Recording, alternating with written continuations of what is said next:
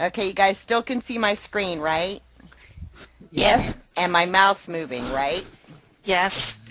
Sorta. It's Sorta? kind of, it's just jumping around.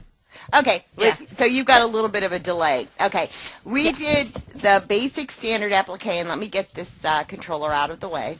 Last time we did basic standard applique, remember we came over and we got the applique tool, right? Mm-hmm. Okay, so you remember, if you create, an applique, I'm just going to kind of make a shape real quick, right? Okay. And you hit enter, it closes it, right? Right. Well, if you wanted to put a hole in here,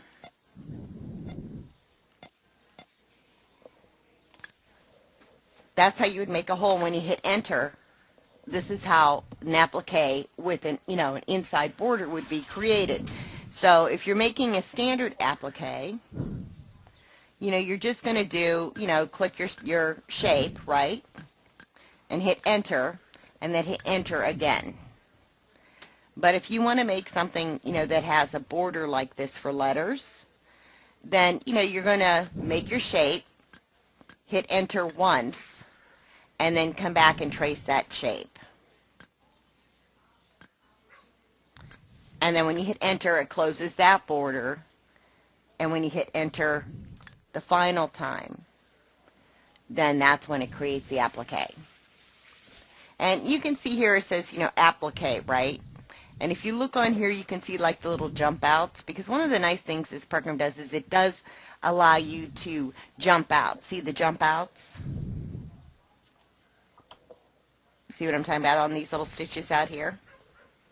Oh, okay. Makes it easier to trim that. It makes it easier to slide the fabric, on, because while these may give you a color stop, you're not going to change the color of thread that you're using to create the applique. So what that does is, it gives you that little extra thread so that you're not fighting with it to put the fabric on top. All right, suppose I have a design. Uh-huh.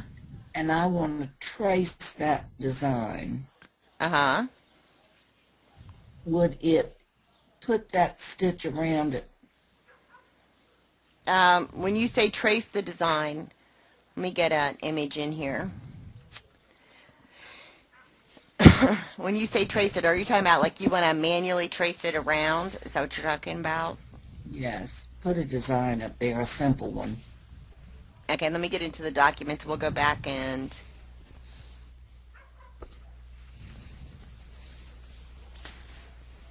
There we go. Here's our creative. Bernie, did you get my homework? I did get an email from you, but I haven't downloaded it yet. And I was just happy to get the Okay. thing working after yesterday. Okay, on the applique, let's see, what do we do? You know what? Let me go over to the Expressive folder because I know those are in there.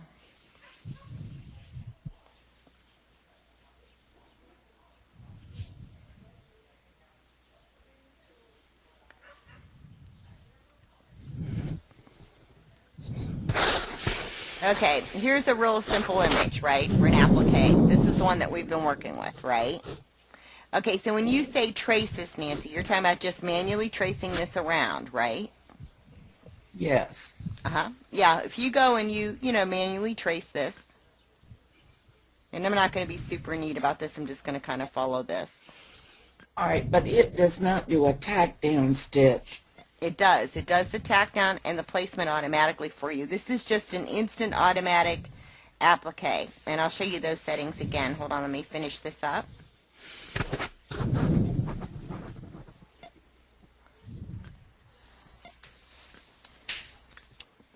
Okay, and there we go. Okay, this is our basic applique that we've now traced. So I'm going to, go to select and then into object details. And here's where we are. Here's my applique. This, first one is the fill stitch, which is this satin, right? Right. But if I go to applique, satin type fill or blanket, right? Right now we're on satin. Okay, this satin density is not the density of, the fill stitch, okay? And to show you that, I'll take that all the way down to like 20%. I'll show you what this does. This is the width, however, of how wide you want this to be. Okay, satin fill, applique, inside percentage and outside percentage. And what that means is, from the line that we traced, 30% of this is going to go to the inside and 70% will go to the outside. Okay, pre-cut or trim in place. Okay, if we're doing, pre-cut, that means you've got like a Dalco applique that's die cut and it's perfect, right? Most of us are doing trim in place. And trim in place is where, places the placement line, you put your fabric down, and then it does the tack down and you cut, right? Right.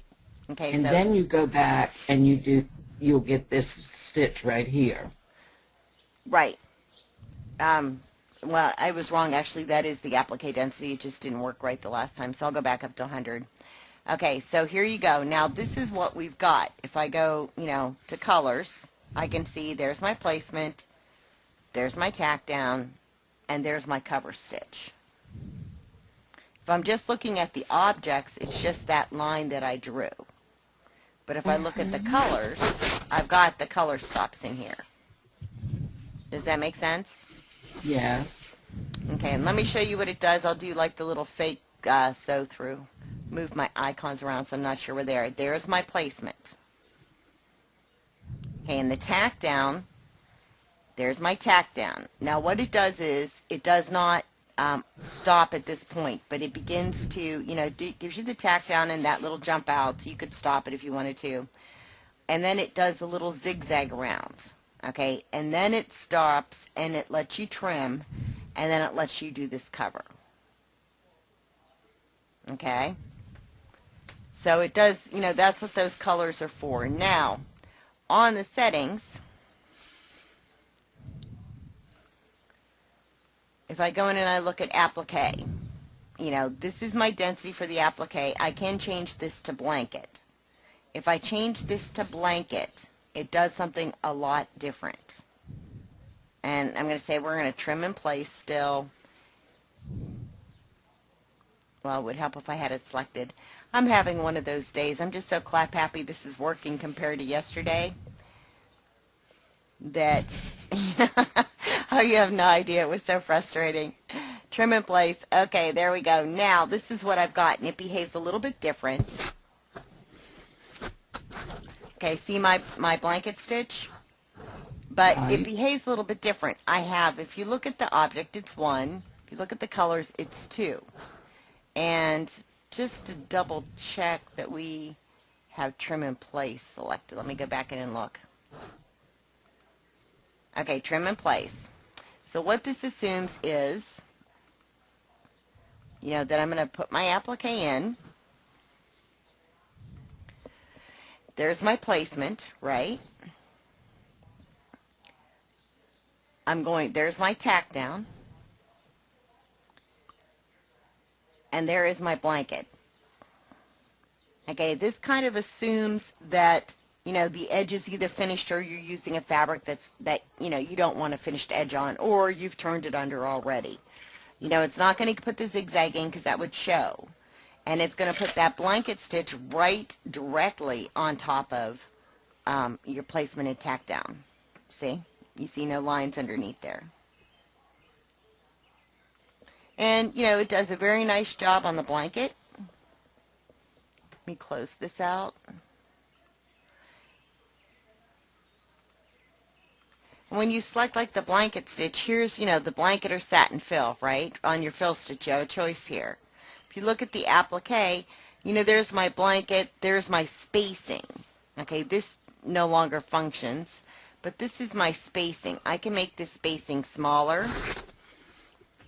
And if you look at it, that's what the spacing does, see? I can also make, my width smaller. I'm just going to make this 1.5. And that's going to adjust the height. So it treats the blanket similar to like if it were a satin stitch. This is the width of the, like the satin stitch. It's also the width of the blanket. Okay? So the width is going to control how long those little fingers are. And the spacing is going to control how close together they are. See? I like that. Yeah, it does a really nice job. If you, if you really, you can do the baby applique,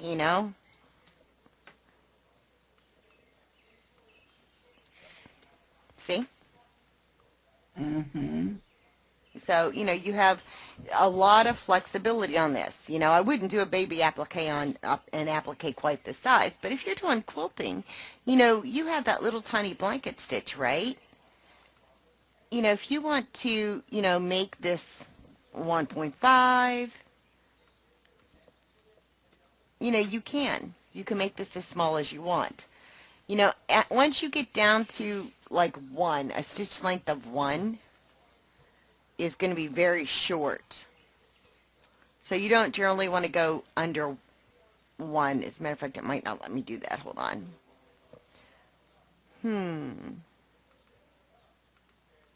Might not let me go that low on this. Nope, the lowest it'll let me go is 2. I thought we had 1.5 in here. Nope. Okay, the lowest it's going to let me go is going to be 2 on this stitch width right here. And that's very, very small. If you look, this is the actual size. Okay? So that would give you a nice little baby applique. So you guys have any questions on that? No, I want to play. Okay, now that's your basic, applique. Now, let me get, I'm just going to move this picture over for right now. If I'm doing, the applique, and I'm just going to do a square. Kind of a square. Okay, and whether I'm using blanket or not, I can still do the inside and the outside like this. Okay? So, if I select this and I go in, I can still change this, to, it says blanket satin fill. We'll go back to blanket, spacing. Let me change the satin fill because I think sometimes this just does not behave when I'm in the webinar, right? Because strange things happen. You're like, well, wait a minute here. Okay, there's my blanket. Okay. Let me change the color too so you can... Okay, there's my blanket stitch. Let me go back into this.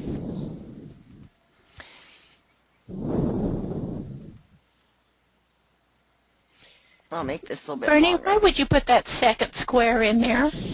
What if you were doing like a letter? Oh, okay. Applique letters. The inside. Okay. Okay, so here is... Let me go into our colors. That should not be there. That's what I'm kind of wondering why it's doing that. Because, it doesn't generally do this. But... I think I'm going to put this at 50-50 and see what happens. Okay. Let's do a little stitch to see if that's actually showing there.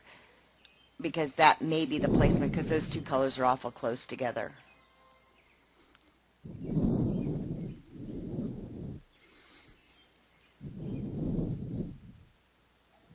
I move these things around, and I'm like, where are they? Okay, there's my placement, right? And it's going to do that inside border. Okay, that's my tack down. Okay, and then here comes the blanket.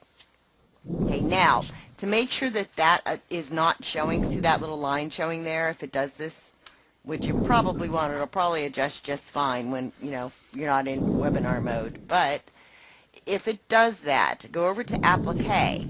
Here's the inside. It should be set to 100%. Okay? And I don't know why it's not doing it. I'm going to just go pre-cut and we'll come back into it.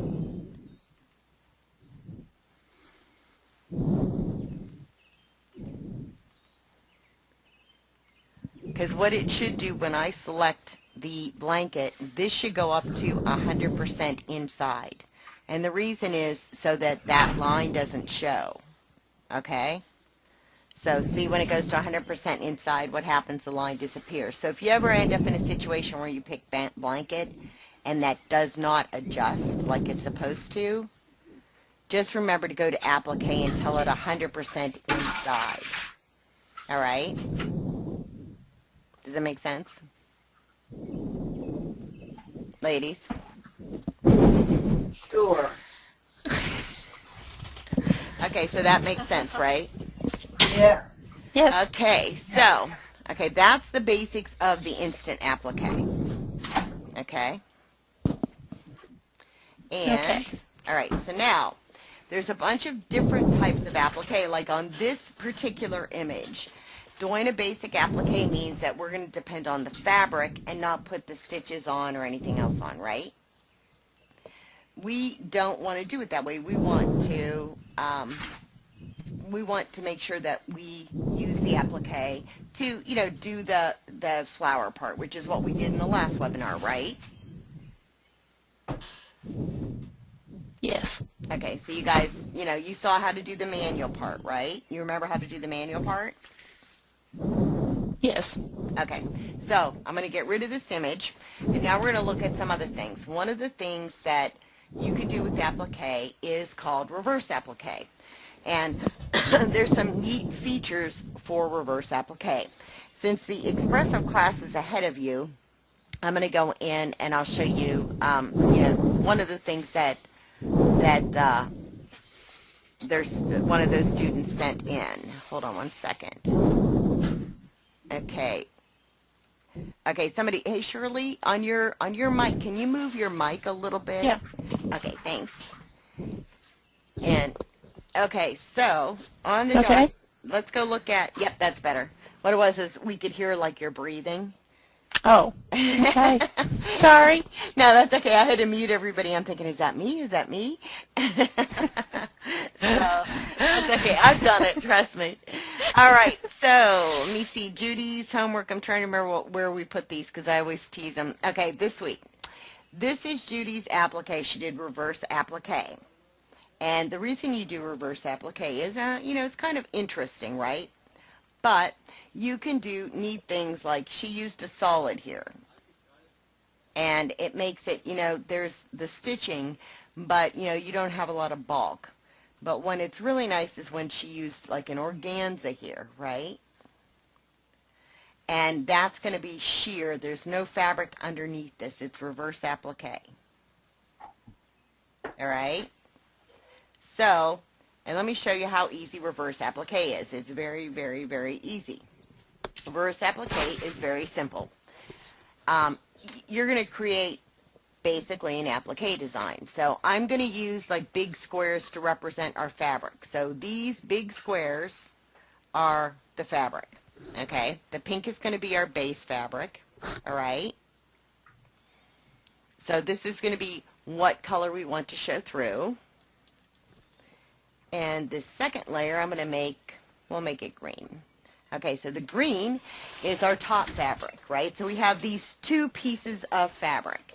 If I'm doing reverse applique, what I'm doing is I am cutting the top fabric out. So when I'm making my applique, if I'm using, I very rarely, to be honest, very rarely use the instant applique so that you guys know. I usually use, the manual punching tools because I want to create something detailed. So I'm just going to right now make a little, we'll make a little triangle. Okay, there's my running stitch, which is my placement line.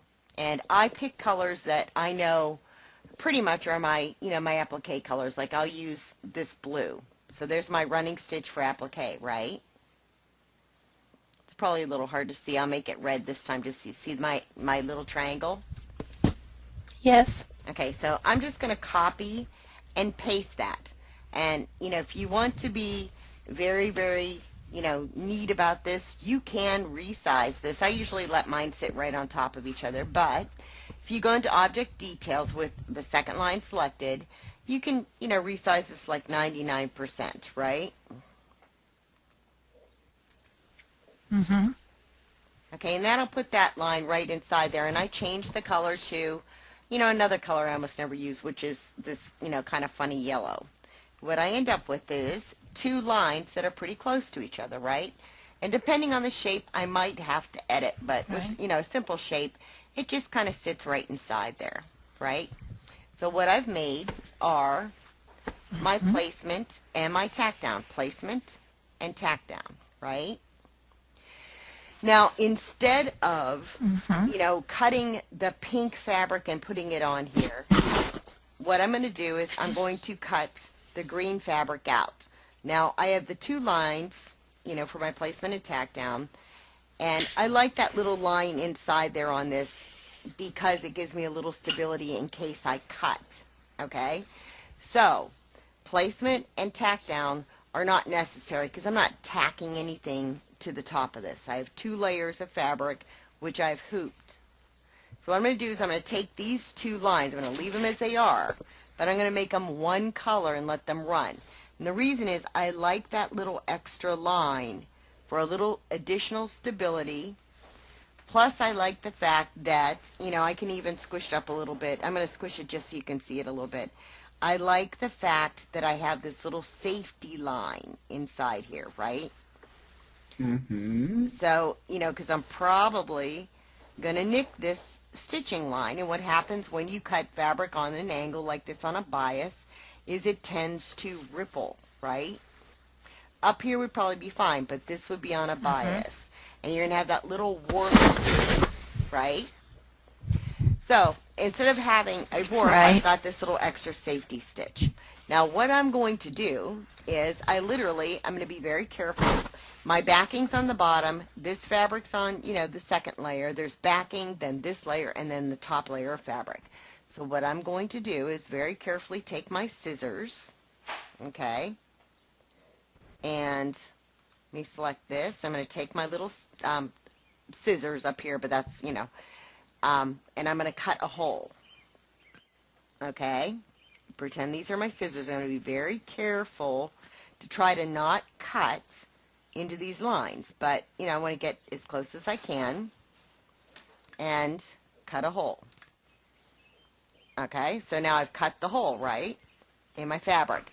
And there's my pink fabric showing underneath. Okay, now, because we're doing this in a hoop, usually, you're going to either make this fabric very stiff and put it on the bottom, or you're going to hoop it and then trim away, depending on, what you're doing. But you can treat it like an applique where you stick it on the back. I just find it's probably a little more stable unless you can make the fabric very rigid to just hoop the piece of fabric, right? So now I've got, here's my, placement and tack down basically run together as one so that I've got more support.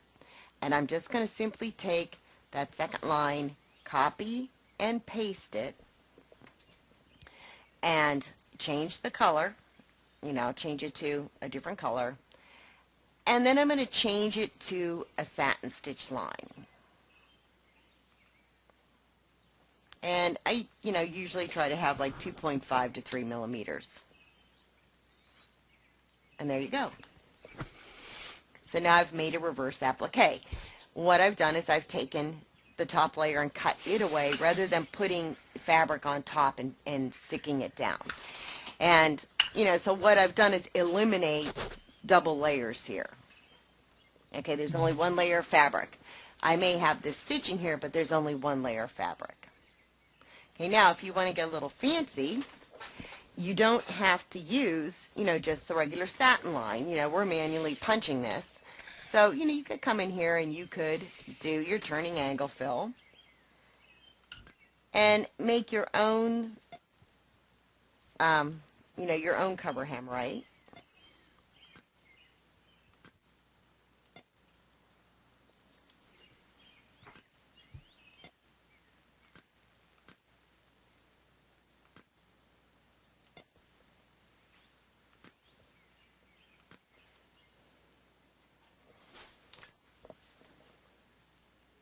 Okay, so, that's not very neat, but, or if you want, and I should change that color, let me select a different color so you can see it better. Or, you can take one of these lines,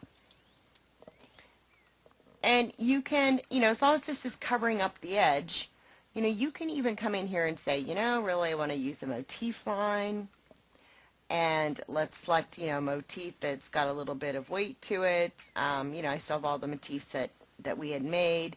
You know, I could do the daisy and make that like a little bit smaller.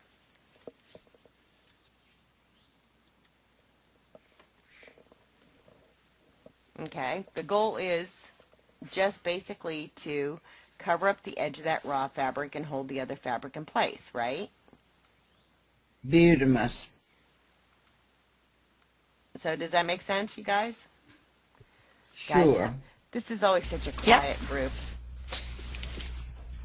All right, let me move that daisy back. You know, so you have different options and different cover hems. What is not probably good to use here, because it's not going to secure your fabric well, is going to be that blanket stitch. But, you know, you can use, even if you don't use a big motif, you know, you can use even some of, you know, the built-in motifs, right? This would be kind of interesting. You know, it's not a very big motif. It's big enough, but, you know, you can put these close together.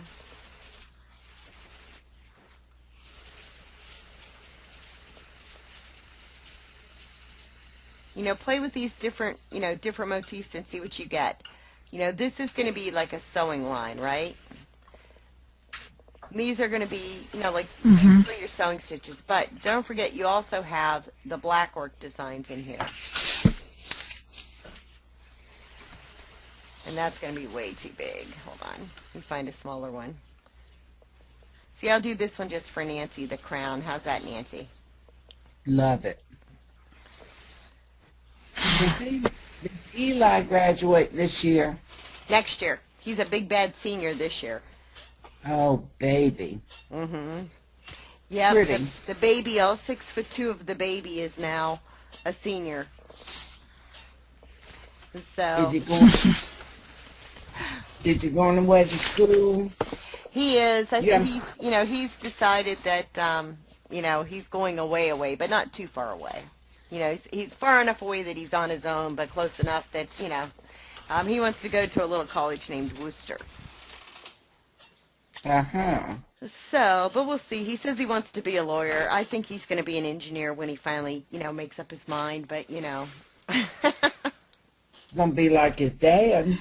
Yeah, but, you know, he's like his mom, you know. And so that's why I said you're like your mom, you know. You might change your mind and go into computers or engineering, right? So, but we'll see. I figure he's got a long way to go before he gets through college, right? Absolutely. So, all right, you guys have any questions or anything? You guys understand reverse applique, right? Kind of, sort of. I do. Okay, it's just basically, instead of layering two pieces of fabric, and, you know, by the way, what you do after you are done sewing here, right, after you put your cover hem on, let me undo this. My screen is blinking, so if I look like I'm you know, kind of lost, it's because it keeps flashing. But, okay, I put my cover hem on, right, and what I'm going to do is I'm going to go on this back piece of fabric, and I'm going to cut. Not cutting through any of the stitches. I'm going to cut it close, though. So I've got a very secure applique, but I don't have two layers of fabric there.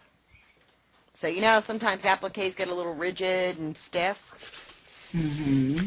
So, you know, I can do it that way. Now, what else I can do is, you know, I can put organza there like Judy did with her leaves, right? I can put organza back there and have like a little peekaboo thing, right? So, you know, if I put organza back here, it's a little more see-through, you know, than, of course, a piece of fabric. But, you know, I can do all kinds of neat things. I've got this secured.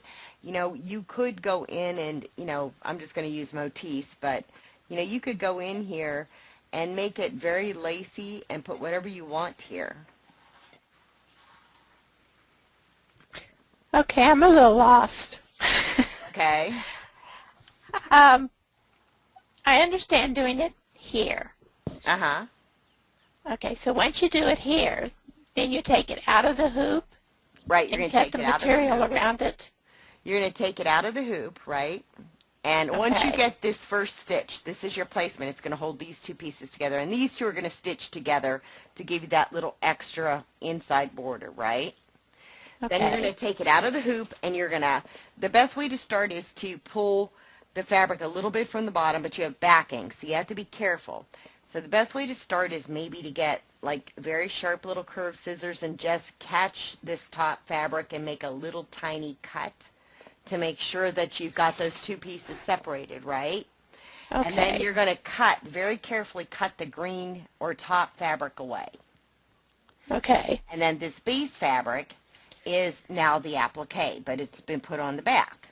So when you're all done with, you know, you've cut like, you know, this section out, right? So when you're done and you take it out of the hoop, unless you want double fabric, which generally you don't, you're going to cut this pink fabric away too. Like the, you know, around here, right? Okay, So, and just leave a little box around the right, triangle. Well, not, yeah, around the triangle and around whatever cover stitch you put on here. Okay, so Right. you're going to put your cover stitch down first because you don't have to worry about whether the little fringy pieces of fabric show through the applique on the back. So you can leave a little extra fabric for more security and let it hang out past these stitches. Okay. Okay, does that make more sense now? Yes. Now, if you use something like organza so that this is clear, okay, if you use organza on the back so you have it nice and open, what you're going to do is put wash away backing. Okay, because you need some backing. You still need some backing no matter what you do. And wash away on the, you know, instead of cutaway or tear away is a good option when you're using something clear. Okay? Now, what's nice about this is you also don't, unless you're sticking a piece of fabric to the back of this, you really don't have to stabilize this, you know, bottom layer of fabric like you would a top layer of applique. You know, you don't have to put anything on it to make it stay stiff. You just, you know, need to hoop it. If you are going to use just a piece of fabric in the back and float it under there and stick it with spray, make sure that you have a backing on it so that it's stiff. Okay, because it'll buckle and pucker like it does on the regular applique if there's not a backing to it. Okay, now, if you do something like organza or something to think about, you know, you have wash away backing. I'm going to change this to just white. Okay, so pretend that's your wash away backing now, right? And you've stitch this to the wash away backing, then you carefully cut the fabric away from the backing, so now you have this big gaping hole, right? You could do something like Richelieu. Okay, I'm just going to do this real quick.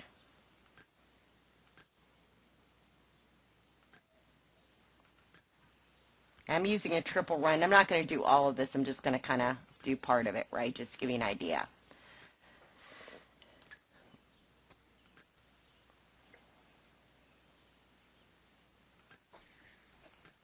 You know, you could do something like this and make, you know, a nice little Richelieu kind of section, right? And I've got these two pieces, and I'm not doing it super neat. I just kind of want to give you an idea.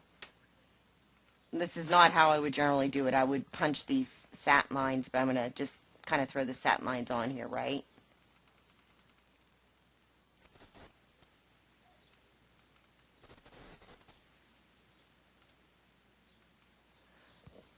Okay, so you could actually use this technique and, you know, make something lacy here instead of actually putting fabric back there. You know, you could make like a lace mesh. I haven't played with too many of the motifs in here like the netting or anything like that to see if it would hold up. But, you know, you could do the running stitch if you wanted to get, you know, really detailed here. You could do the running stitch and make these smaller and then float like a little lacy, you know, embroidery design on top of it. And then it would just, you know, be really like a standalone lace insertion. So, you know, this technique, you have a couple of different options besides just using applique.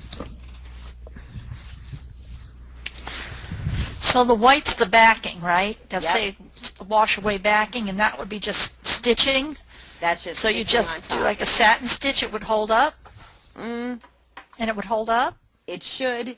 if you make sure, like I did this like real quick, right? What you could do Right. is, I'm going to use just a parallel fill for this and see if I can get it to work.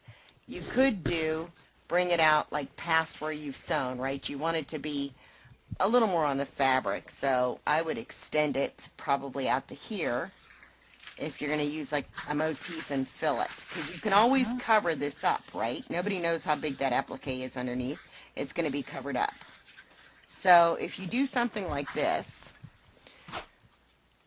and let's go see what the motif fills have. Like if I say motif fill, this is anything that has a bunch of little stitches like this is not going to hold up. You might make your own net, Right. and see how that goes. This is separated, so it wouldn't hold up. But let me see if there's something in here that would. I think there's like a little triangle. Sometimes the simplest designs are going to be the ones that work the best, right? That won't hold up because it's actually got a stitch in here. I swear there was like just a little triangle or something like this or something like this would probably hold up. That's got a stitch here, though. Let's see what this one looks like. Nope, that's not what we wanted. I didn't know that was filled. I'm looking for something like a real simple little, triangle kind of design, right? That one's going to have a stitch too. I don't think that one does. Let's see, or one of these, right? Let me see what this one looks like. Okay, good. Now, the size is for, the Y size, which is the width. I'm going to make that for us so you can see what it is. Oop, not 40. Okay, so there's 4. Spacing, this is how far apart those rows are. I would want them to overlap, and that I might just want to go back to the triangle depending on, how heavy that gets, but I'm probably going to make this 3. The same thing on the Y spacing. See what happens? They overlap this way. 2.5 on the Y spacing. Or, well, I guess I can go 3 on this Y spacing, too. Okay, so there is, I've got like this little overlap. I'm making my little net. Let's do 2.5, just to make sure. And, this is, I just picked kind of like a basic stitch, but I would probably go back and use a triangle and get rid of some of this stuff.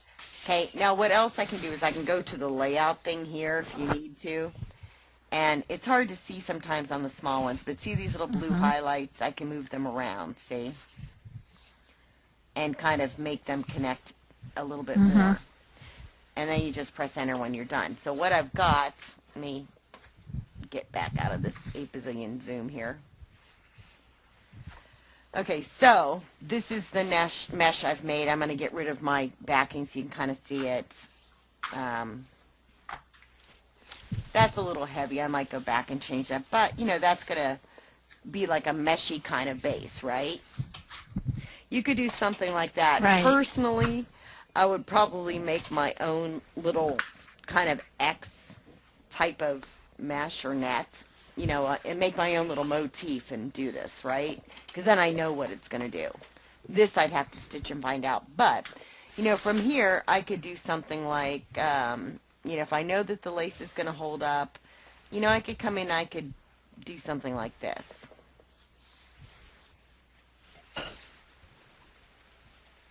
I'll change those colors so you can see them. And I'm not going to go gung-ho here, but let me see the sections. Okay, that's my little mesh fill. There you go. So see, I've got, I can put like little running stitch designs on them, or I could put the satin fill designs on them, or I could make my own little heart design or something. And, so you have a lot of options using that same technique, okay? And then, let me undo that. I didn't mean to get rid of that one piece. Then all you have to do is, this would definitely be covering the edge. But from here, all really you're going to do is make your border and make sure that it covers up the edges on this.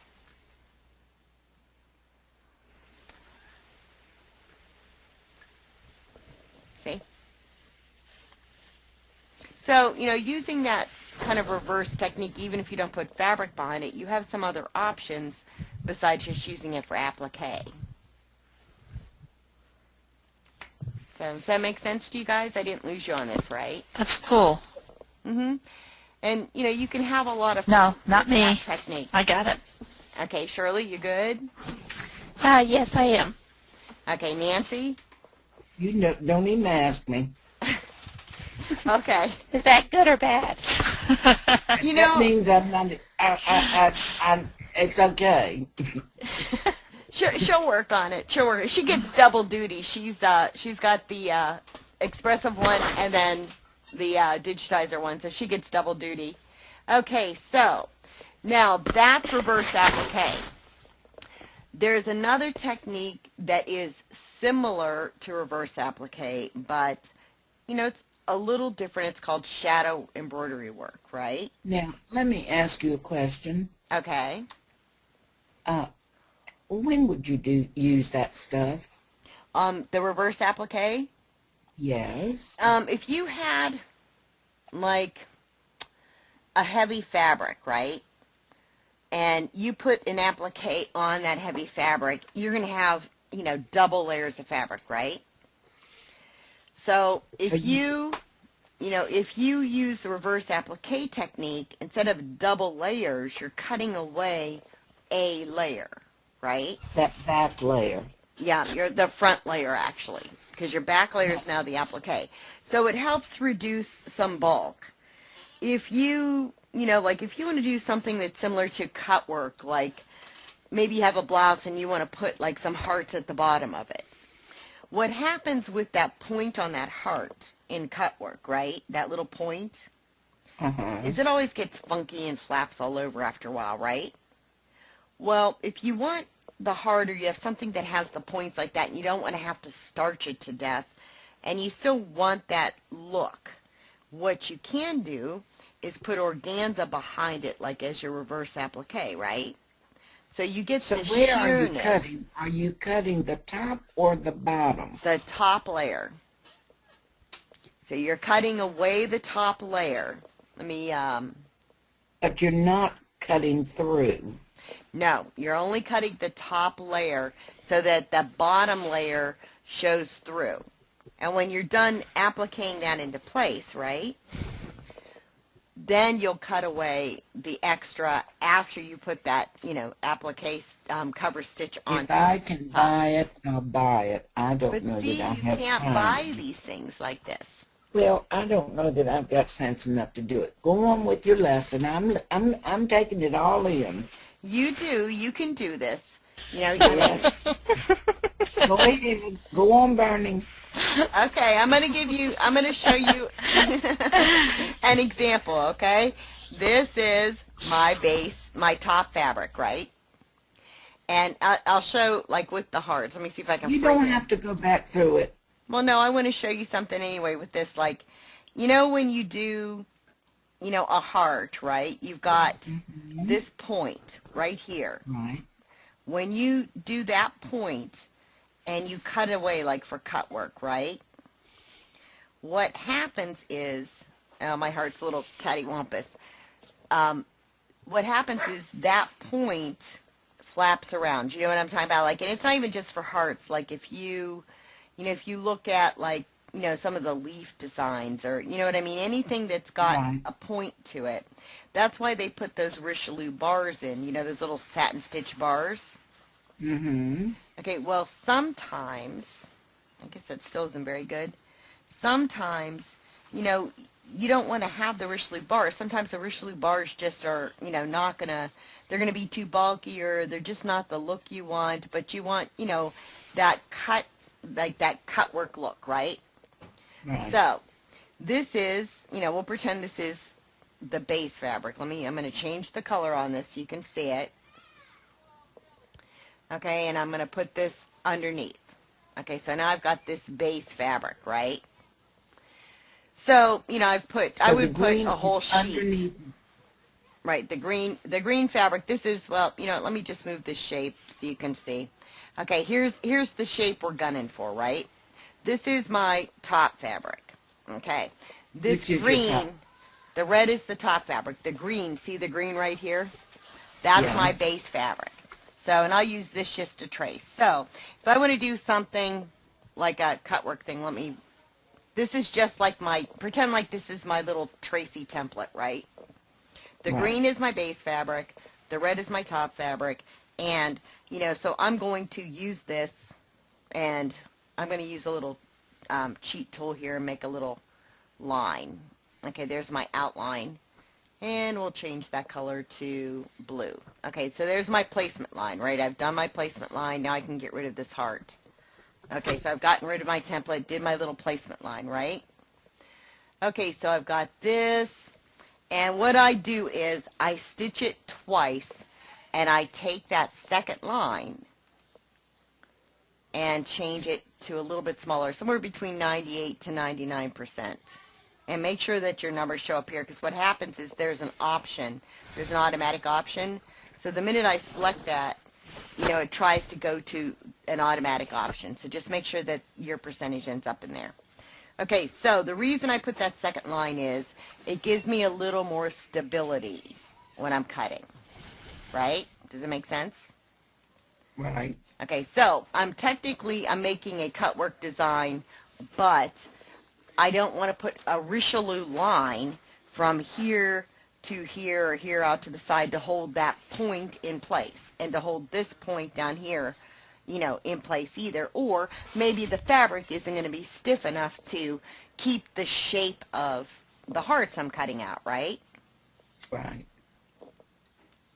So I've got these two pieces of fabric now stitched together with the placement lines, right? So now what I'm going to do is take my scissors, and I'm going to carefully start in the center and pick like a little, pick that up a little bit and make a little small slice in the top layer of fabric. And I am going to cut all the way around here very carefully, trying not to clip these lines, because those are going to be the support that's going to keep this fabric in place, as more stitches are piled on top of it. Okay, so now I've got, this nice little design, right? Now I'm cutting away here, and I've got organza underneath it. So there's my organza now showing through. Okay, so what I've gotten is, if this is organza, it's going to be sheer. You can make it any color. Like, they've got that little pink organza for girls, So you could have the pink organza underneath, so that it's a little bit see-through. And you've now controlled the fabric. Okay, you guys have all seen cut work. It's got to be starched, right? Right. It's almost always on linen or heavy cotton, because it has to be starchy, right? What if you wanted to do something like on a t-shirt material, or a lighter cotton? Right in my bosoms, right in between my bosoms. See, I thought maybe you would just put these on each side, like. Yeah. See? What do you call those things? The pasties? Pasties, yes. Oh my goodness. There you Grandma. go. So, but, what this is nice for is... Y'all are nasty. We're just teasing You're you. crazy. But, picture the bottom of a little girl's skirt, or, a nice summer top where, instead of just having like a plain hem, you have something like this on it. Or, a teenager who has, you don't really want them showing their midriff, but you cut out, a shape and you put organza there in the middle of the garment, right? So, the teenager kind of gets what she wants, and you get the best of, what you want. She's covered up. But, there's a lot of different things you can do with this. That's one application. Another application is, if you're doing, if you're, like even on a quilt, Nancy, if you want to bring some color out, right?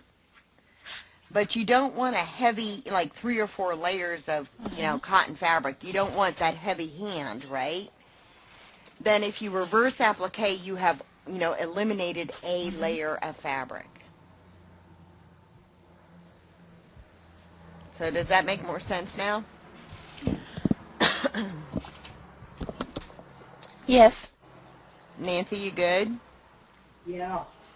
Okay, now, another technique that behaves similar to reverse applique is called shadow work embroidery. And shadow work embroidery is done with this technique in a way. Like, it's going to be an applique design. So, you know, and those are generally like little dainty little things. So I'm going to, here, this is my little base fabric. We'll make it white like it's, you know, batiste, right? Oh, I meant to grab the square. Hold on. So here's my little, you know, dainty white piece of fabric, right?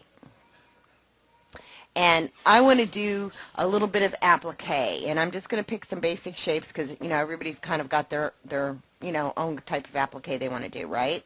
But generally it's done with very dainty little flowers or little bunnies. You know, it's not generally a big, heavy applique, right? So I'm just going to make a circle, and you can do this a couple of different ways. Okay, this is going to be my little applique. There we go. There's my applique. Now, I'll make this like blue, or you know, if I want it to be pink, like I'll make this red because I want it to be pink when it's all said and done, right? And this will make sense in a second. So I'm going to go and change this applique because remember I said it's usually very dainty. So I'm not going to leave this applique as a satin stitch. I'm definitely going to go make it a blanket fill, and see it went to 100 there, right? And what I'm going to do is I'm going to stitch this neat little dainty thing down with a blanket stitch, and usually it's done with a very small blanket stitch. So we'll make this 2.5, and I think I can make this 2.5. So there's my dainty little blanket stitch in red, right? And maybe I'm going to add some little flowers. You know, I'm just going to kind of grab something here. So maybe I've got like some neat little flowers around it. So pretend this is like some neat little flower design, right? Okay. You guys, you're good at pretending, right? This is a visualizing kind of thing. Yes. Okay, so I made my neat little flowers, and let's change those to, oh, we'll make them green.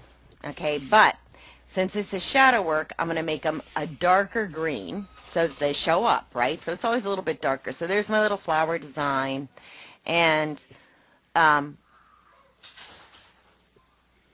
you know, here's my little applique, and then I would have maybe some hearts or some little flowers over here, right?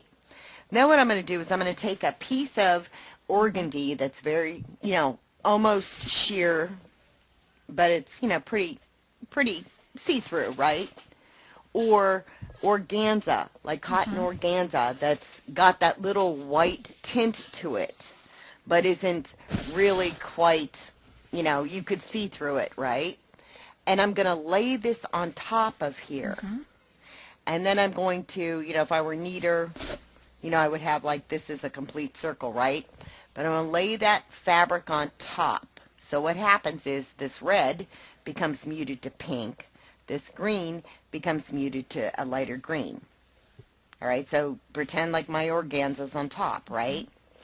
And then I'm going to take a nice little dainty, you know, little stitch, a single running line, or I could use a triple running line if I want. And I'm going to applique around, you know, these pieces. Like I could applique on top of this if I wanted to. Let me get rid of this green. I could, you know, applique, you know, next to this. And I can either make this show up or not show up. Okay, so, but what I'm going to do is I'm going to basically fasten this down around whatever I've got underneath it. Okay? And I didn't do that very neatly, but hold on one second. Let me do one more thing. Okay, that's why. Hold on. I just want to do one more thing so this makes a little more sense. Okay, I'm going to, this is my little,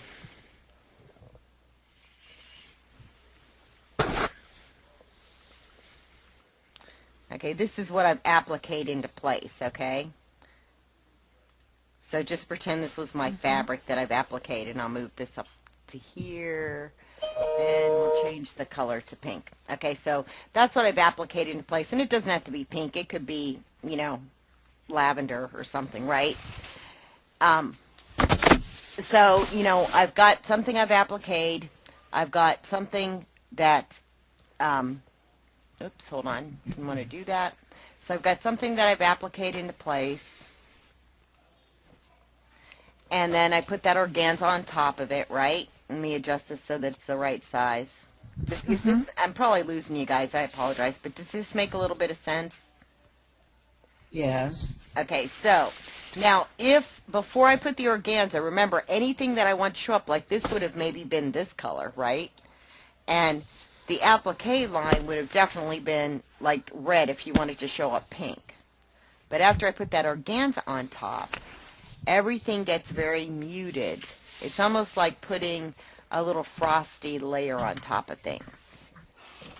But I have to hold the organza in place, and I have to do it, you know, and I'm not going to take the organza off of the top of this. This is going to stay there. This is a double layer of fabric, like a batiste with some applique on top of it, and it's a double layer of fabric with the organdy over top of it, right? This is going to be very heirloomy, okay? And so I'm going to definitely have to fasten this down somehow. And usually it's just done by stitching very close around here. You know, not directly on top of that applique, because part of that charm is that you want that stitching to show, but you're going to basically trace around here.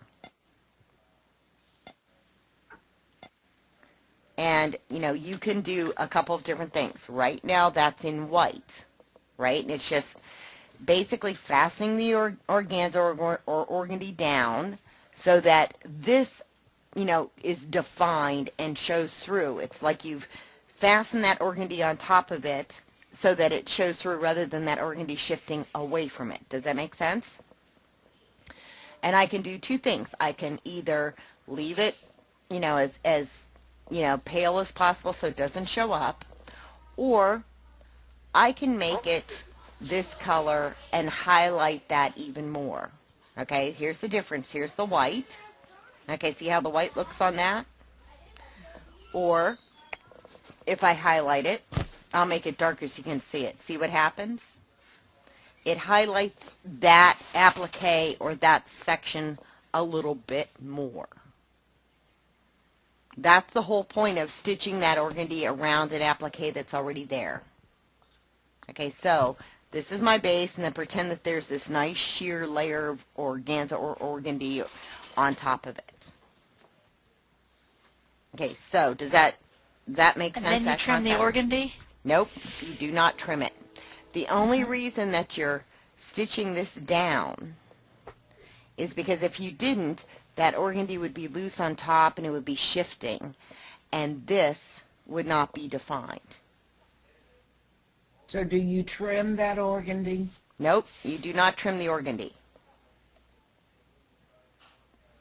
The only thing that gets trimmed here would be this applique piece, that little pink applique piece that we put down. Right. That would be the only thing that got trimmed. Okay?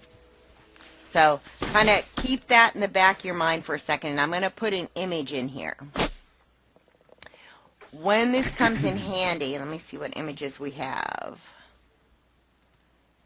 Okay, when this would come in handy would be when you are, I think we use this image actually, and you can use this image for reverse applique and for this, but when this would come in handy is when you have something, you know, like this image. We'll pretend that this is the hem of a little girl's skirt, right? So, you know, we're going to put this design on a little girl's skirt.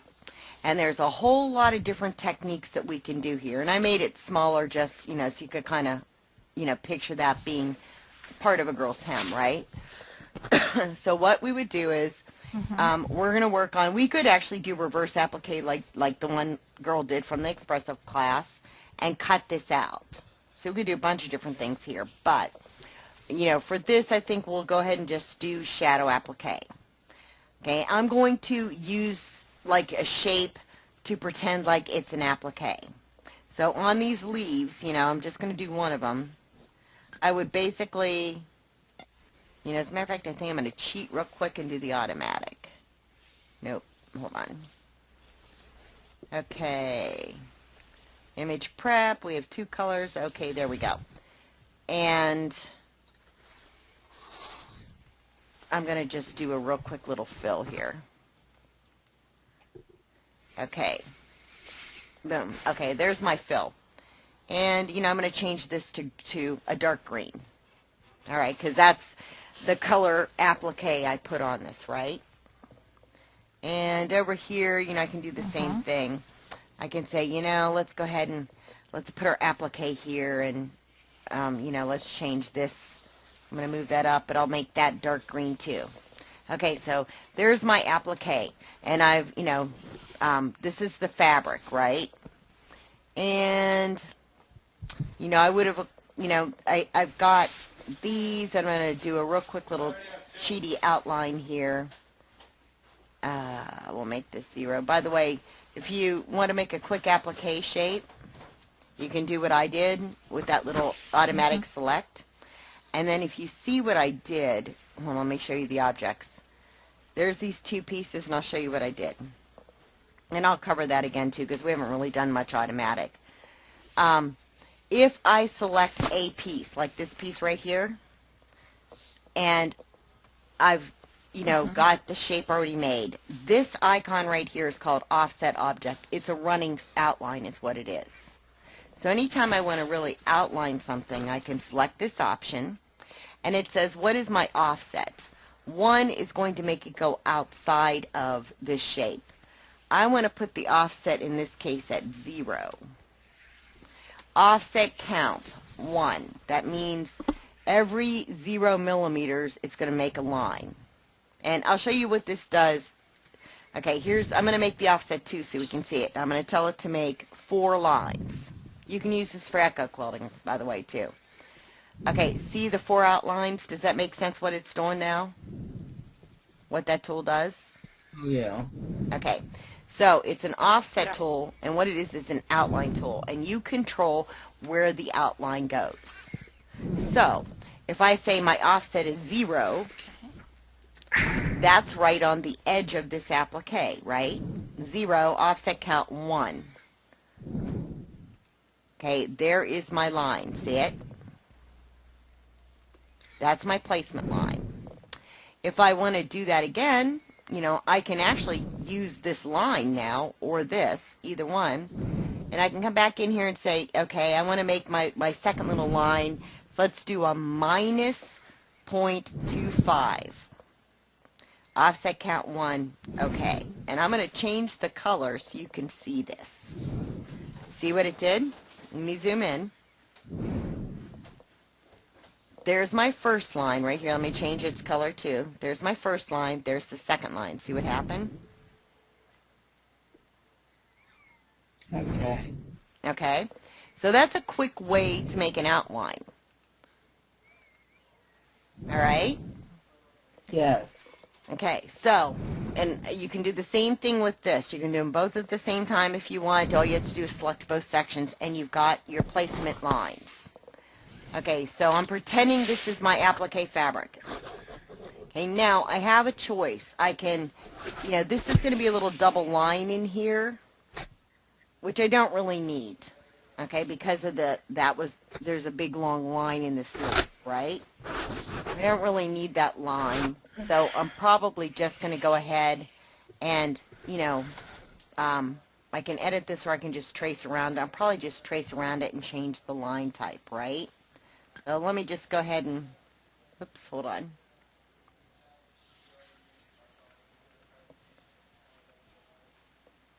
I'll probably just trace around this and make my own outline.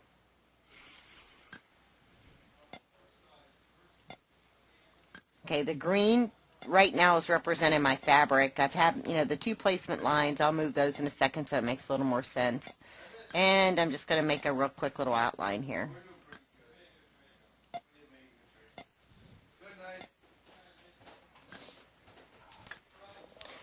Okay, so here are placement and tack down. They go up here. Let me get rid of this leaf for a second.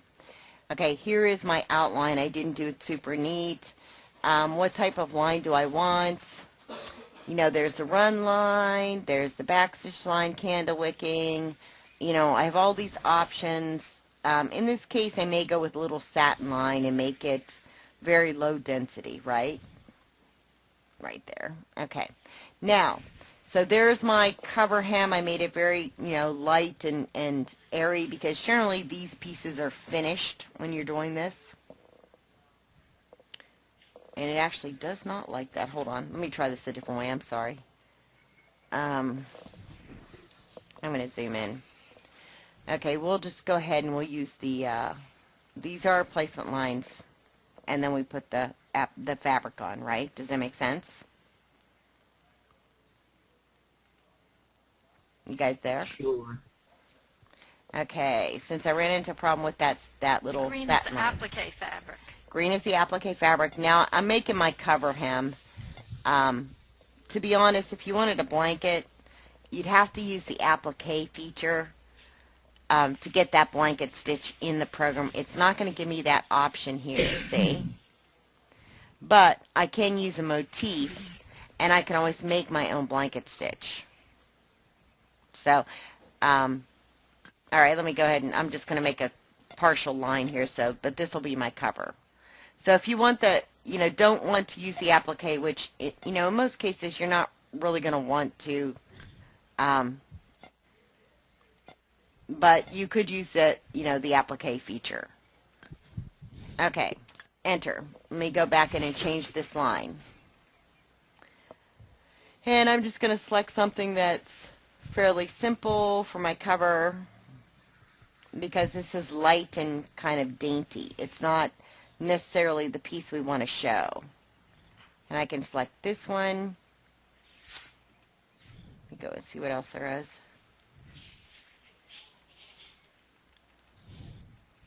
I'll redo this too so this makes a little bit of sense because I know I kind of lost you.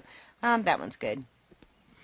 Okay, and I can make this like 5 and then 5 here. Okay, so I have my nice little dainty stitch. I can even make it smaller if I want, just to give you an idea. And this would be in whatever color I wanted to show. So if I wanted it to show through, I would pick a darker color. Does that make sense? Yes. Okay. Yeah. So before, you know, I'm going to do all of this first. And then I'm going to put the organza on top so all of this becomes very muted. Okay? But what else I can do besides, you know, just the applique is, let me go back and undo. I wish the screen would quit flashing. It's driving me nuts. I'm going to delete that and delete these lines. And I'm going to start this over so I can show you maybe a quicker way to do this and then another way to do it. Because sometimes you need another way to do it. Okay, if you're going to do the applique and you want the blanket stitch, you absolutely have to use the applique feature. But the problem's going to be in here on these curves, right? Mm-hmm.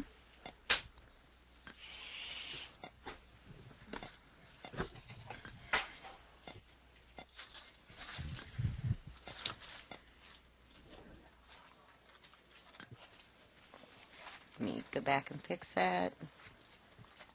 You may not be able to get all of that curviness in there using the applique stitch. Okay, and I'm going to have this double layer here if I use the satin stitch. But see how funny those get in there? Mm-hmm. Okay, so just bear that in mind on a complex shape. But let's go in and see what the applique does. If I tell it that I want it to be a blanket stitch, you know, I don't want my spacing, if it's very dainty, I don't want the spacing big. Okay, and this is why the applique on complex shapes doesn't always work. See what happened? Those are, you know, because of these points in here. Now, I could go in and I could try to edit those points, right? That's a lot of work. Right. Or I could do this. A blanket stitch is really nothing more than a line. I'm going to turn on my grid, and I'm going to use my line stitch, and I'm going to make my own blanket. Ready? It just goes bing, bing, up and down, right? That's it. That's all there is to a blanket stitch. Let me zoom in so you can see it. Okay, now the one thing I do want to do is I'll probably, I would edit it so it's a little bit neater, right? Like move these points a little bit better. So that, they line up and it's a nice clean blanket stitch. And double check where my in and out points are. And we want to make this about the same length, so using the grid is good. My out point needs to be here. My in point needs to be here. Okay? I'm going to go into my settings. It's a single run, and I want my stitch length to be like 15 millimeters. And this is why. See how all of a sudden there's no stitches here? You may want to double check, like I'll probably zoom in here because it's not quite meeting, and make sure that these both kind of meet up. Okay, and there's my out point. So let me zoom out a little bit, and I'll change that so you can see it. It's red. Okay, so there's my blanket stitch. This little shape is a blanket stitch. And then you guys know how to do the motifs, right? Go up to embroidery, make motif, blanket. Okay, and then it starts here, it ends here, and if you want it perfectly straight, make sure to hold the control key. And there's my blanket stitch. Okay, so I've made my motif, and you'll see why this is, a handy little tool to know in about 2 seconds. Now, okay, I'm going to show you what I did to, on the automation too, okay? Let me insert the image again so that it has no processing. There we go. Okay, I'm going to shrink this down, and you can see this image, it's got some gray stuff in it, and it's got some, kind of funky stuff in here, right? And you've got the lines and you've got the holes. Okay, to use the automation with simple designs or simple images comes in handy sometimes because I don't really have to really punch all of this. I can go click and have it, right? What I'm going to do is I'm going to go, there's this, as long as your image is selected, there's an image preparation icon. When I click on the image preparation icon, it does a couple of things. It says there are 255 available colors. I only need black and white. So I'm going to tell it reduce my colors to 2, black and white. And it's showing me if it's reduced what it looks like. These lines look a little skinny, but bear in mind, look at the size compared to this. So I'm going to say OK. See how the image is cleaned up. Okay, now I can do outline preparation, but it's not really worth it because I've got these other pieces in here. I'm not really worried about outlines right now. I'm not going to automatically do this. But down here are 2 icons. Click to Instant Design, which is, it's okay if you've got really good artwork, and click, boom, there you go. It's not good if, if it's not a real simple image or it's not good artwork because you have a lot of editing to do. And then you have this option, click to parallel refill. If I click on that little arrow, it blasts out, the little pop out or fly out menu. Okay, this with that little hole right here means that if I select that, all of these holes, anything in here will show up. I don't want that for this, right? This is going to fill without holes. So I'm going to select this and it's going to fill this without holes. Even if I'm not going to embroider this, I can use that shape to create an outline with, right? This is going to do a satin fill. This is going to make a center line. And this is click to outline. Okay, now see that little hole there? I'll show you what this does.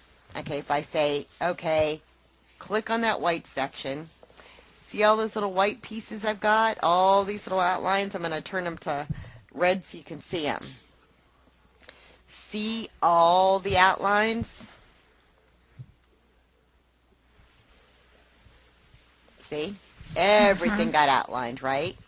So this is probably overkill, right? So I'm going to undo and get rid of that because that's way more lines than what I really needed. What I need is, just something basic I can get rid of later. So I'm going to, go ahead and select this. Click to parallel weave fill without holes. So I'm going to click on this now, and it filled that whole thing in without those black holes. What it did do, however, is, it made that line down the middle because, there's a stem there, right? And it's thick enough that the program sees that as a division. Okay?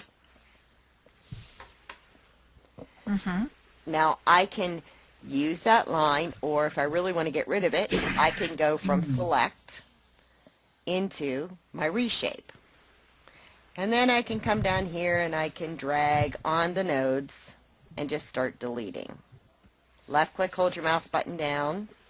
Remember, I just need this as a basic shape, right? See those little black nodes I'm clicking on? All I want is these nodes in the middle gone so that I end up with this nice, neat little shape. And as long as I'm in this mode, reshape, I can get in here and get these without moving everything around. And it's just a selecting. If you have enough room to click and drag, great. Zoom in because this is going to be kind of our outline, and get rid of these ones here. And all you do is left click, press the delete key, and see all these little nodes disappear. Okay? There we go. You are so smart. So now I've got my shape to work with, which is all I needed. That's all I needed was this shape, and I'm going to turn it to a dark green. There's my shape. Okay, and I've used the automation. Other than taking a few seconds to get rid of those little dots in the middle, that was really not a whole lot of work, right? Okay, so now, so far I've made my motif because I want to do the blanket stitch, and the automatic applique is a little dicey sometimes on complex shapes because it can't handle those sharp points and sharp curves. So I've got this outline, and I'm going to use another tool. I'm going to select the outline, and I'm going to come up here where it says offset object, and this is the tool that I was showing you. I click on that, and this offset number can be negative or it can be positive. When I did the 4.0, that means it's 4 millimeters away from this object. The offset count tells me how many times it's going to do this. Like if I put 10, I'm going to get 10 lines. So you can echo quilt with this because you actually control how far apart these lines are. Okay, if I say, whoops, sorry. If I say, you know what, I want to echo quilt, my offset's going to be, I'm trying to think what a 1/4 inch is in millimeters. We'll just make it 11. Offset count of 10, okay, and it echoes around. Okay, so you can echo as big as your hoop will go, basically. All right, so let me undo that. What we're going to use this for is something a little, less stressful. We're going to come up to this, and we're going to say no offset. The offset, I meant to put 0.11, by the way. The offset is 0. That means it's right on that outline. I only need one of them. There we go. There's my line. Okay. Now I can get rid of the shape if I want. I can just delete it out of my way. And there's my nice little placement line, right? So I have my placement line. I'm going to copy and paste change the color. There's my tack down line. Then I'm going to copy and paste, and I'm going to say, you know what? Let's go to settings. Let's make this a motif line. And there's, I know it's not actually on that. It does that when we're in video mode. I'm going to go into this. I'm going to look for my blanket stitch. There's my blanket. Make current.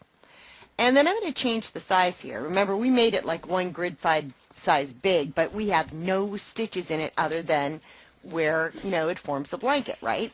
So we're going to make this 2.5. Mm-hmm. Okay, and then we're going to make this 2.25. There we go. Nice little nice little blanket, right? Or if I want it even smaller, I could say 2. And then let's make this like 1.9 maybe, right? We just want to make sure they're connecting. And then I'm going to say, there you go. Now, if I go backwards like this, right, it's because of the way the line was formed. There's a couple things I can do. One, I can take this line and I can find my in and out points and flip them.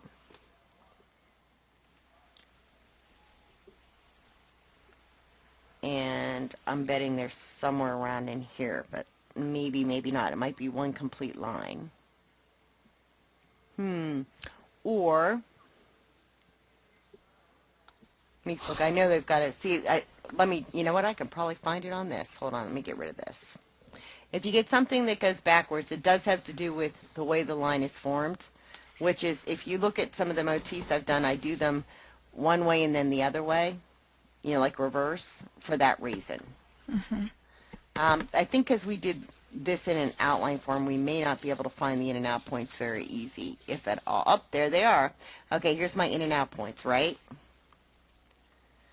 So I'm just going to move these. They're on top of each other, and I may have to play with this. So I'm going to put one here, and I'm going to put one here, and, let's go back in and try this again.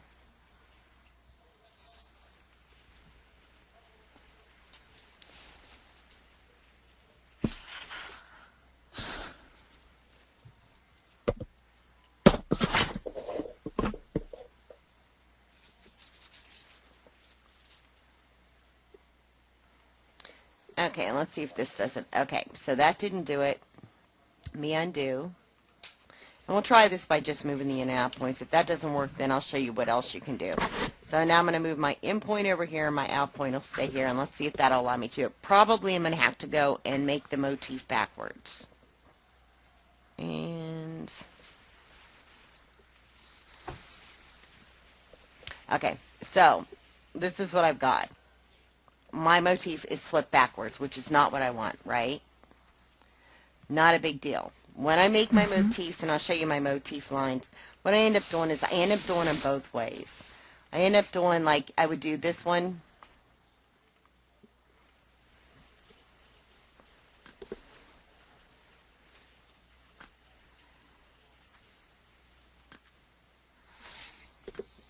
Okay, that was the first motif we made, right? Let me change the color so we can see it. And I went in and I changed this to like 15 to make sure there were no stitches. Okay, that's the first motif I made. All I have to do is flip this. And then just say, embroidery, make motif, blanket 2. And you're just going to tell it that, it's instead of going up on the top, you're going to say, okay, it goes here and to here. And there's my blanket. Okay, so let me get back down. Get rid of this. Okay. Now when I go in here and I say, okay, I'm going to make this a motif. There's my blanket 2, make currents.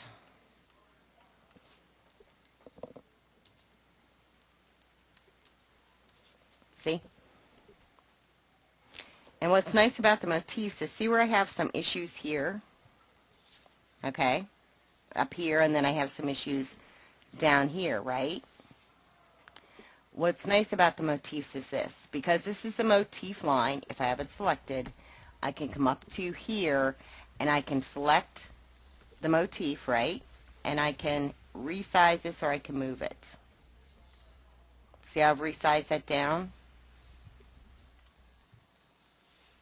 And the same thing with this one. I can select, move these around, see? But I can also resize them. So I can really control, what this is looking like at the tips here. I just have to make sure, I think it's this one. There we go. Okay, just make sure you know which one's moving. And, you can resize these down.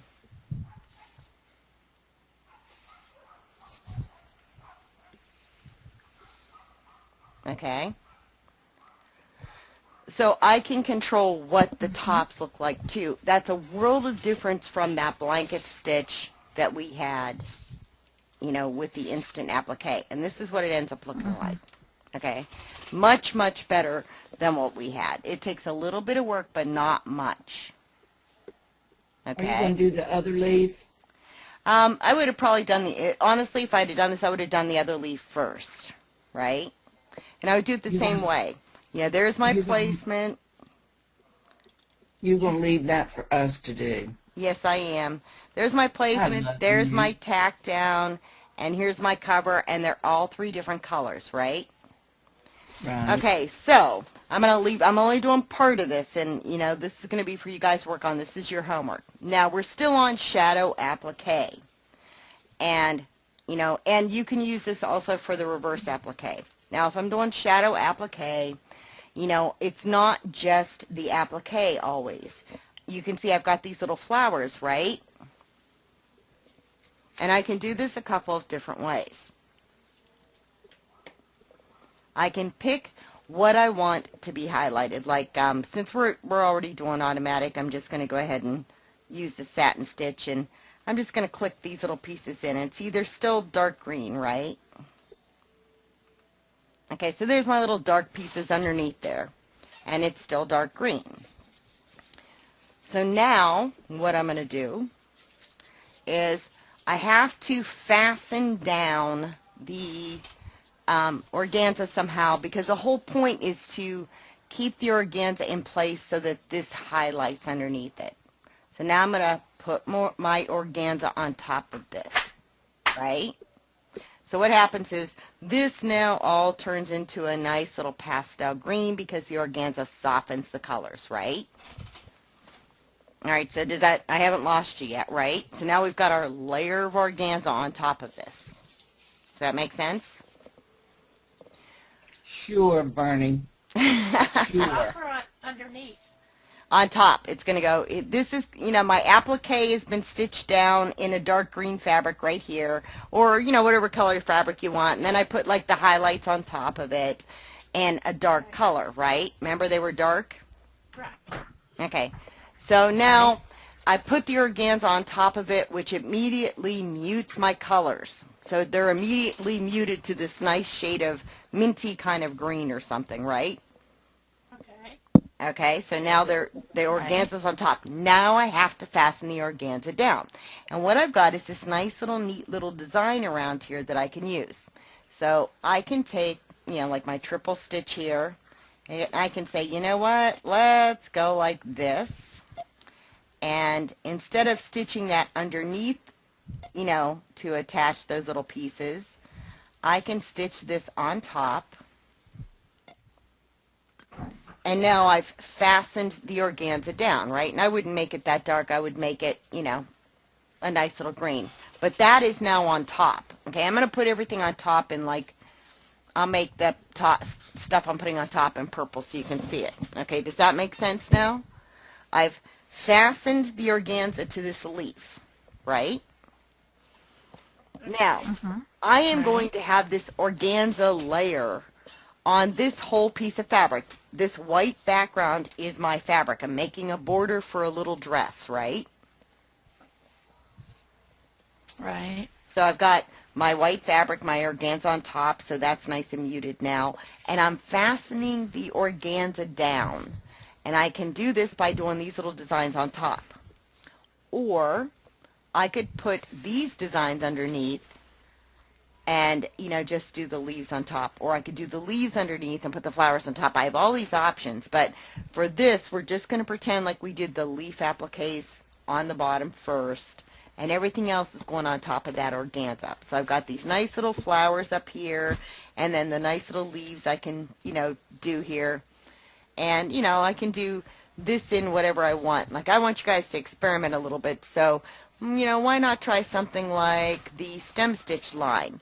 Because then you can come up and you can do something like that. See my stem stitch? You guys see what happened when I changed that? Yeah. Okay. The stem stitch is an heirloom stitch.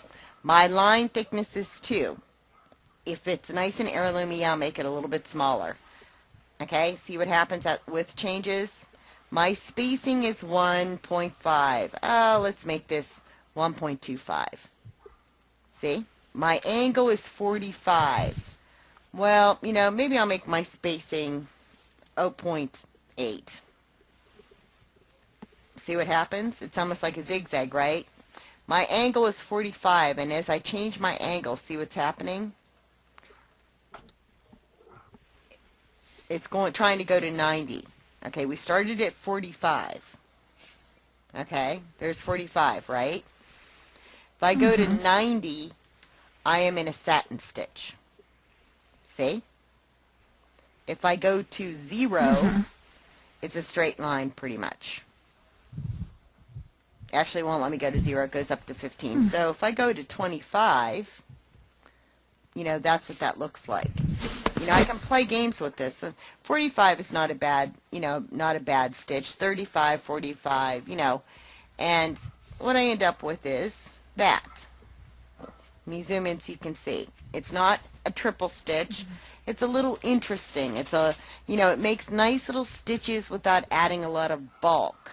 Okay, see? That's not going to be real heavy. And I can do that in here for these stems too. It gives it a little more beef. It's especially nice if you do it, you know, underneath in a darker color because that's a little beefier. But it's good for on top for nice heirloomy things like this because it's so open and light. And if you look at some heirloom things, you're going to see this stitch is used quite a bit. Okay? So, you know, I could use this for the heavier leaf. I could still come back and, you know, maybe use, you know, like my little triple running stitch because that's not, you know, that's going to give me enough like for maybe this little leaf right here, right?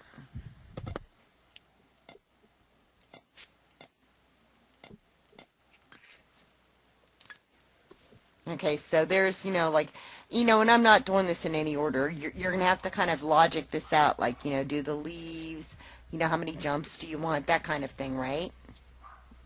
But, you know, what I've got is this nice shadowy little thing underneath. If I wanted to put the flowers under, I could. You know, if I want to put them on top, I can. But if you're going to play with the automation, this is a great image because it's black and white, so it's very easy. These little flowers will be done in about 2 seconds, see? Click, click, click, click, click. And then from there, it's just, you know, changing the color. And since this is nice and dainty, we'll make this a nice little lilac pink maybe, or, you know, you can make it lighter pink, or, you know, a nice little blue, something, think very dainty, little girlish. Like, remember those Easter dresses you used to have when you were little? They were always pastels and frilly, and this is going to be very similar. That organza border is going to be very, very similar. And it's going to give a little shimmer and mute those dark colors out a little bit of anything that's underneath it. So your thing is just to decide what you want to put underneath it. To me, it's good to put the leaves underneath, maybe, you know, the flowers down here and the stems, but to put this on top so that you're fastening that organza to the fabric. Okay, so if we put all of this on top, and then, you know, we've got this stem running through here, we fasten the organza down. Does that make sense? Yes. Okay, so this is your homework. I want you to use this image. I want you to, whoops, Didn't mean to get rid of the image. I just want to get rid of the stitches. I want you to use this image to do your reverse applique. And I want you to use this to do your shadow work. But, shadow work is going to be a very dainty little blanket stitch. Or, you could do a very dainty little stem stitch underneath here too. It's just, generally it's done with blanket stitch because you can make this blanket stitch very small. Like I have a size of 2, right? I could make this 1.75. Make my spacing. See how small and dainty that gets. Make my spacing, I think probably 1.7 at this point, just so it overlaps just a little bit. And, see, I've got this nice little dainty stitch, right? What you need to look at is play with the motifs to adjust these corner places, right? Like if you look here, that's not too bad. That's not bad, but I could even adjust this corner piece if I wanted to. Make sure I have that line selected. I have a lot of control with the motifs. See these little, diamonds on the side here? Okay, if I'm selecting, see how I'm selecting that little open diamond? And what it's doing, it's rotating it. Okay? And then these diamonds are going to be my sizing. See? So I can even control here. That is kind of a skewing thing right here. But I can control everything, every single aspect of this motif, which makes it perfect for a blanket stitch on something complicated like this.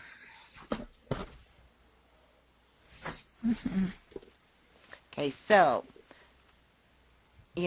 however you want to make your shadow applique or your reverse applique is great, but I do want you to play with making your own motif and controlling those pieces here, because that's one advantage of not using the automatic applique. I don't have control over that automatic applique like I do this. The automatic applique is great for basic shapes that don't have sharp points or corners or curves, like tight curves, right? I also want you to play. I cannot wait to get started. Well, see, you get to use automation for this. So I want you to play with the automation. Oh, it's quick. It's quick. And, the automation really is kind of quick. But it's good for basic things. Like you couldn't do this with a very complicated image. Okay? But, that flower took like 5 seconds to make, right? Well, I wish I lived next door to you. Right.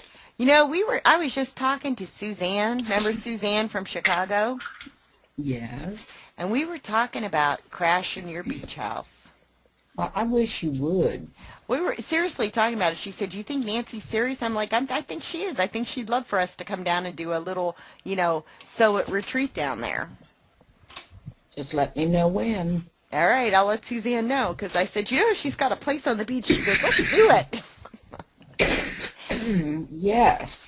So, you feeling better? Excuse me for coughing. Oh, that's okay. I'm so tired because I didn't go to bed till 3:30 and got up at 9, and I'm just dragging. Were you working on more quilts? No, I went and got myself an iPad, and I am so disgusted because I can't get the daggone thing to work. Once you get used to it, Nancy, you will love that iPad. Well, I can't get it to recognize my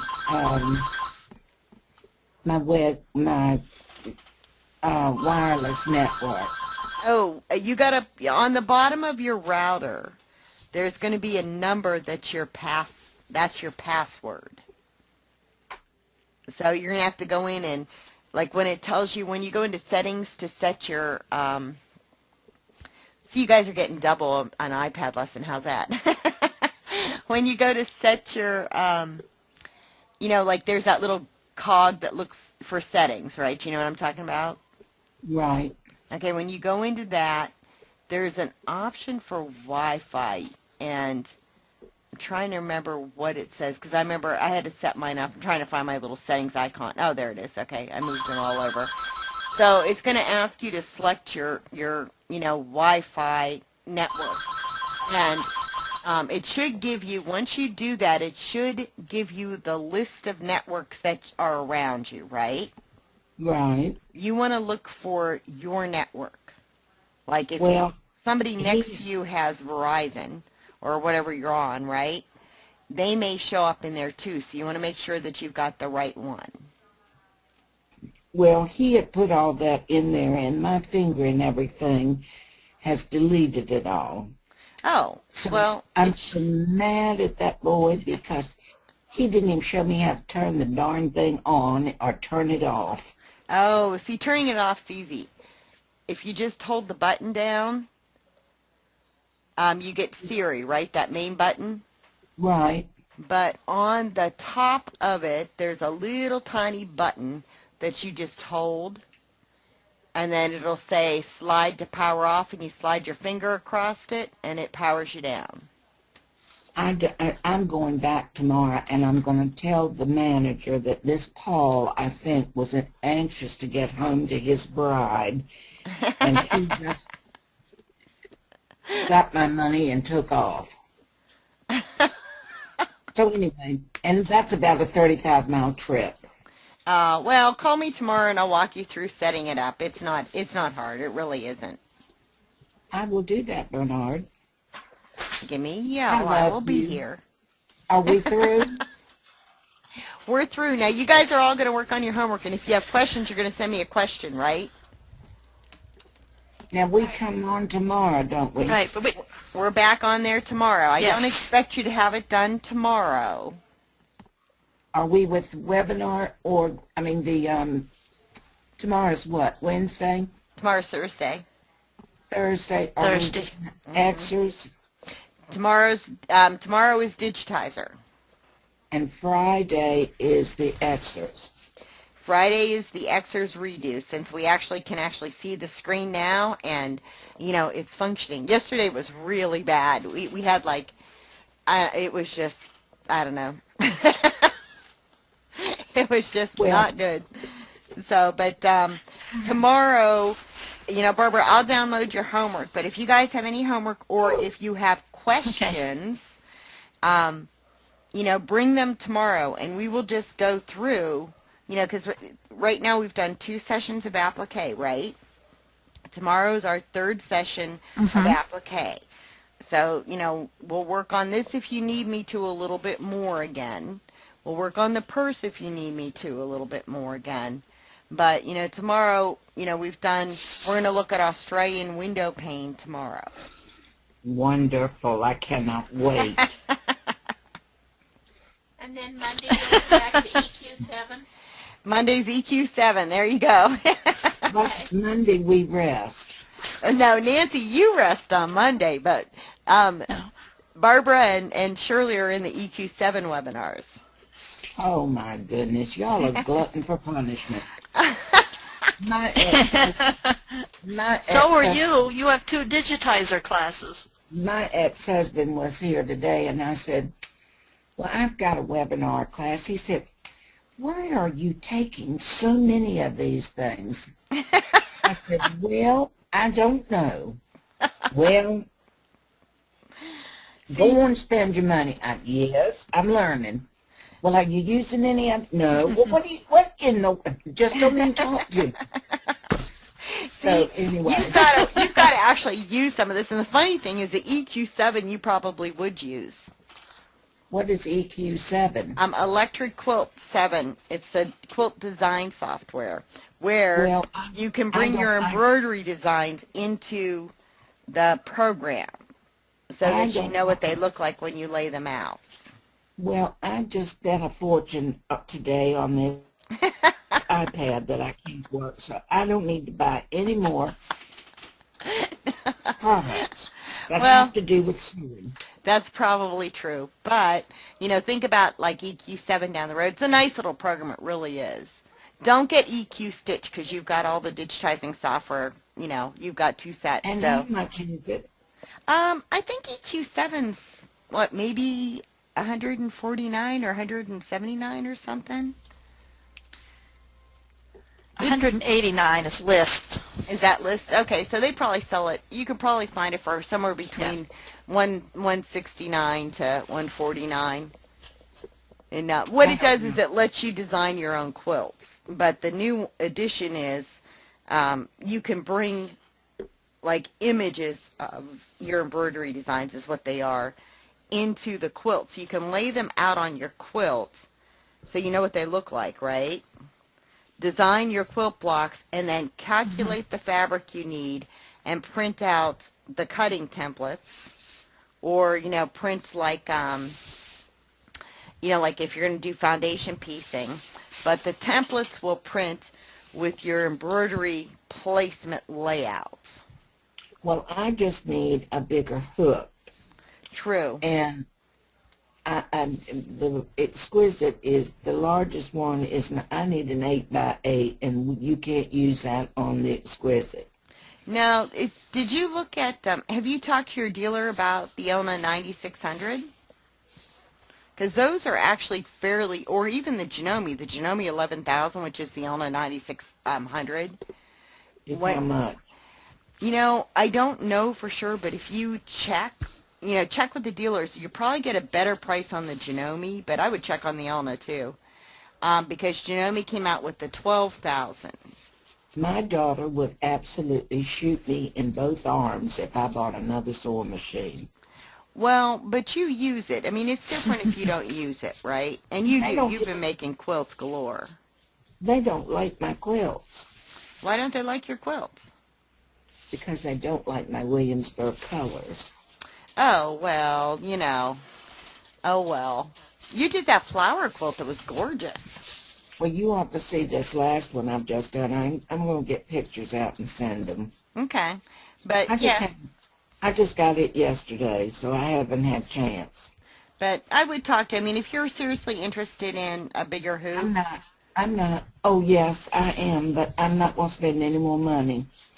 I bought me an iPad today, so I'm not. But, geez, that was about $850, $900. Well, I'm betting that Elna 9600 and any 11,000 Janomes after August, when they have their institute, will probably be on special, or, the price may drop a little.